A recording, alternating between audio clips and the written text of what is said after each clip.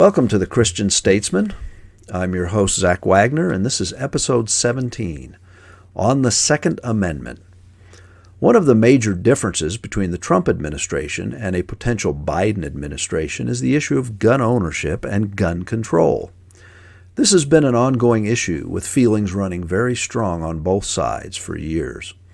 Our founding fathers saw this as an issue significant enough to elucidate it as the Second Amendment to the Constitution, right behind free speech and rights of worship. Why would they do that? The argument over guns gets sidetracked by the left. And let us point out that the loudest protesters of gun rights and gun ownership does not originate domestically. It is a United Nations agenda. The UN has for decades sought a way to relieve nations of their armed citizenry in the name of a false and elusive peace. And they have been mostly successful, as countries like England and Australia can attest. The argument revolves around trying to define gun ownership as a privilege versus a natural right. The UN position, and the position of most modern governments at this time, is that guns are a privilege, one that needs to be heavily regulated, similar to a driver's license. But the Constitution intends something different. It defines gun ownership as a natural right. Let us explore that premise for a moment. Forget the talk about militias and the security of a free state. The central issue of firearms is not about maintaining militia or any other organized entity outside current law and military frameworks. It is about the simple issue of being able to defend oneself if necessary. There are two fundamental assumptions in play here. The first is the most important. Does a citizen of a free nation have the inherent right to defend their life, liberty, and property from the attack of a potential adversary? And yes, this attack can range anywhere from the midnight armed burglar to an unruly mob to extra-constitutional government overreach. But let us not get lost in the details of speculating who exactly an adversary might be. The question at hand is, do you have the right to defend yourself? Almost anyone would agree that they do have the right to defend themselves.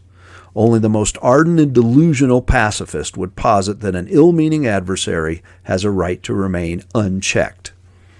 The second assumption is one we must carefully consider.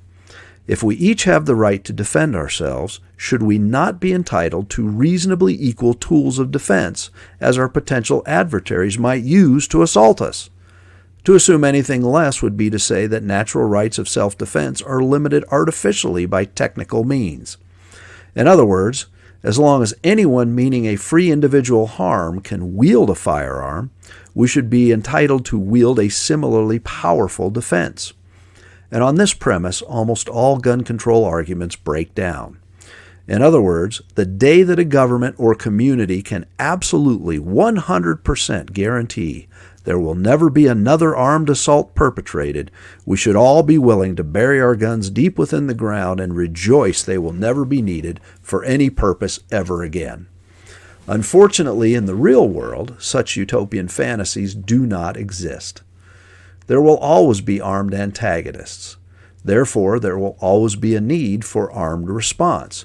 And no, the police almost never get to a crime scene in time to prevent violence against innocent citizens.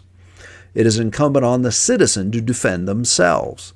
It is the police's main duty to investigate and document what happened after the fact. When it comes to self-defense, any laws that infringe upon our individual right to protect ourselves with a firearm are not only unconstitutional, but in this light, immoral. In the link below with this message, you will see a reference to a famous Bill Whittle video entitled "Number One with a Bullet." I encourage you to watch it. We have sympathy for residents of less free places such as New York or Chicago. These are places with draconian gun laws, but high gun crime. It is not coincidental that the criminals in high-incident cities seem to ignore the suffocating framework of gun laws that affect law-abiding citizens. Leadership in our country needs to more broadly recognize these issues for what they are. The current proposals of additional gun control and the legislative changes promised by the Biden administration are antithetical to our natural rights. We should voice our distress and demand our rights be preserved along these lines. NRA President Wayne LaPierre said it well and pointedly years ago. "And armed people are governed, and unarmed people are ruled." We should accept nothing less than governance along proper principled lines.